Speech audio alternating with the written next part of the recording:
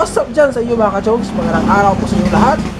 So ngayon mga ka-chongs, pag-usapan naman natin yung tungkol sa mga spam comments na akin natanggap dito sa aking channel. So bago po yan mga ka-chongs, ako yung mag-shoutout muna. Kaya stay put kayo dyan and keep watching.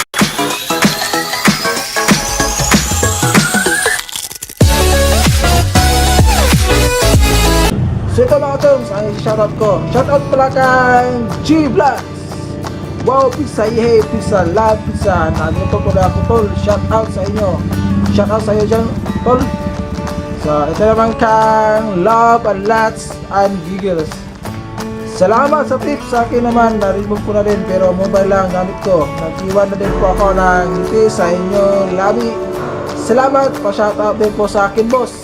Thanks. Shout out din sa iyo, boss. And shout out ka Dark Inside YT. Pa-shout out. Shout out po sa iyo, boss.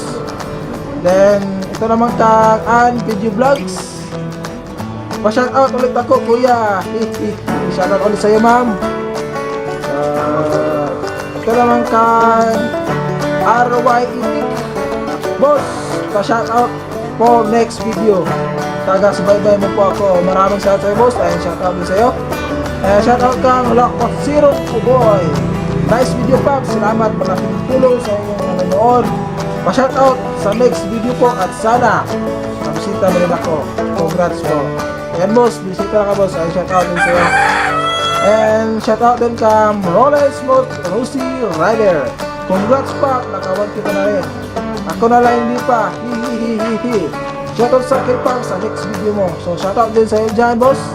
Rollins Smooth Rosie Riders. So ayan mga ka-chongs, ako yung nagtapos na shoutout. So ngayon mga ka-chongs, ito naman yung susunod na aking i-share sa inyo kung bakit pa tayo na-spam dito sa ating channel. So ito mga ka-chongs, ano ba mga isang dahilan o sanhi ng mga spam comments na tinatanggap dito sa ating channel? Yung una mga ka-chongs, ito na tinatawag na repeated comments. Ano bang repeated comments mga ka-chongs? Kung tatawagin natin dyan sa Tagalog mga ka-chongs, ito tatawag na paulit-ulit na mga salita na mga ginagamit. For example, meron ka isang comment ay kinapi-paste mo. Kinapi mo, then i-paste mo sa isang channel. So, mahigit na nakakuha ka na, naka-paste ka na isa 5 comments na kapareha lang ng comments mo noong una.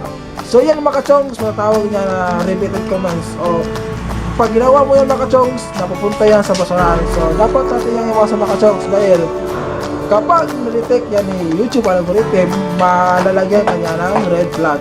So, mahirap na mga ka-chongs. Sayang yung ating channel kapag mawala lang. So, kaya mga ka-chongs, huwag po tayo paulit-ulit na mag-comment sa isang channel, lalo na kapag nag-comment ka sa mga monetize na sa video. Monetize na dito sa YouTube. Yung mga ka-chongs, yun na pala iwasan na yung mga repeated comments o ulit ang mga komento natin mga ginagawa. Kasi pag na-spam tayo, ako, delikado tayo dyan. Baka masayang na natin pag ginagarapan. So, napakasayang talaga mga ka-chongs. Yung kalawang mga ka-chongs, tinatawag na untargeted comments. So, ano mga untargeted comments mga ka-chongs? Yun yung tinatawag ka-chongs na kapag nag-comment ka sa isang video, ay hindi katugma doon sa content na kanyang ginawa. So dapat talaga mga ka-chongs ay kapag nag-comment tayo ay talagang katugma doon sa video niya. Kasi kapag nalaman ng YouTube algorithm na nag-comment ka na hindi tugma doon sa video, ay mag-spam ka kasi malalaman yan ng YouTube algorithm na hindi ka isang viewers, hindi isa kang spammers. So yan mga ka-chongs, yung natawag na untargeted comments. So yun yung dapat iwasan mga ka-chongs, na yung mga comments na kayan, mag-comment ka ng payakap mga boss, pasipa mga boss, okay lang yan mga ka-chongs. Basta yung una yung comments mga ka-chongs ay lagyan mo muna ng yung tulad dun sa video, na tuma dun sa video niya bago ka mag-comment ng pasipa, payakap, para hindi ka ma-spam YouTube algorithm, para hindi yung masayang yung comments mo, na hindi yun nababasura yung comments mo doon sa basurahan. So yan mga ka-chongs, iwasan yung mga ka-chongs yan. For example mga ka-chongs, magbigay ko ng example ng mga comments. For example, meron yung comment na meron yung comments na nagluluto Una mga ka-chongs, yung comment mo ay yung ang sarap naman niluto mo ma'am or sir, ang sarap naman niluto mo, nakakatakam. So pasapsipa na rin, sinipa ko na yung bahay mo. So yun mga ka-chongs, yun yung dapat yung comments mga ka-chongs. Hindi yung puro na lang kayo sap-to-sap, hindi yung puro lang payakap-yakap. Huwag yung mga ka-chongs, kasi na-spam tayo dyan. So iwasan nyo dapat mga ka-chongs. Yung panghuli mga ka-chongs, yung pangatlo, na kailangan talaga natin itong pinaka-importante sa atin to, katulad natin mga small youtubers, na kailangan talaga natin itong gawin na hindi tayo na-spam, hindi lahat, sayang natin pinaghirapan. So kailangan talaga mga ka-chongs ay i-watch muna natin talaga yung video ng ating gustong i-subscribe or gusto natin sipain. Huwag yung ka-chongs, wag yung mag-subscribe ka muna bago ka mag-watch. So bago ka mag-subscribe mga ka-chongs, i-watch muna yung video na within 3 minutes or 5 minutes or kaya tapusin yung video. Mas mainam yung mga ka-chongs kasi pag tinapos mo yung video mga ka-chongs, nalalaman nyo na isang YouTuber na talagang tinapos mo talaga yung video niya. So yun mga ka-chongs. So dapat talaga mag-watch ka muna and click subscribe and click the bell button para kayo ay ma-update sa kanyang mga video na kanyang gagawin. So yun mga ka-chongs, yun yung dapat gawin. Huwag yung puro subscribe na lang agad then alis na hanap naman ng ibang subscriber. Huwag yun mga ka-chongs. Dapat maging fair tayo sa ating mga ginagawa dito sa YouTube. Kung gusto mo makahanap ng tunay na kaibigan, dapat maging totoo ka din. Dapat maging totoo ka din sa iyong mga ginagawa para hindi ka para mas mabilis yung mga subscribers, mas madaming loyalty sa iyo mga ka-chongs. So yun yung dapat mong gawin mga ka-chongs.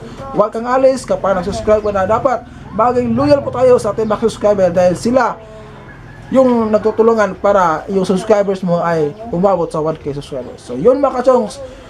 So ito pala mga ka-chongs yung mga spam comments sa akin natanggap. So ito mga ka-chongs, ipapakita ko sa inyo o ituturo ko sa inyo kung saan naman natin makikita yung ating mga spam comments sa lahat ng ating content na ginawa. So dito mga ka-chongs, ituturo ko sa inyo. So watch out!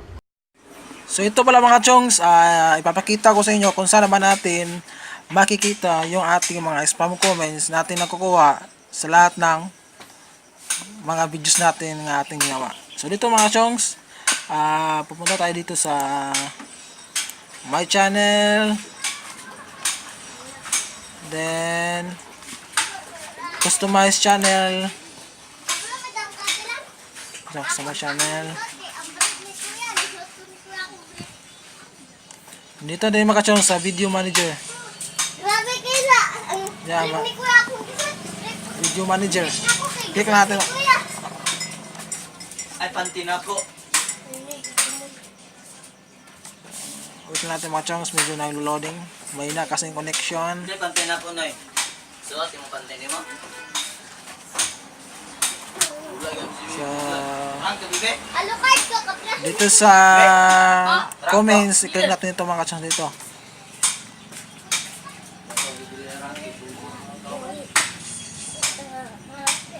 Dito mga chongs, dito natin nakikita yung ating mga spam comments. Sa lahat niyan mga chongs, sa lahat ng mga content. So yan mga chongs, yun yung mga spam comments. So ang dami. So yun yung dapat natin iwasan mga chongs. So yun mga ka-chongs, maraming salamat sa iyong pagsuporta, sa iyong pagtiwala dito sa aking channel. Kung bago ka pa sa aking channel mga ka-chongs, huwag mo namin kalimutan mag-subscribe sa aking channel at click na din yung aking bell button para kayo ay ma-update sa aking next video na aking upload dito sa aking YouTube channel. So yun mga ka-chongs, maraming sa iyo lahat and have a nice day and God bless.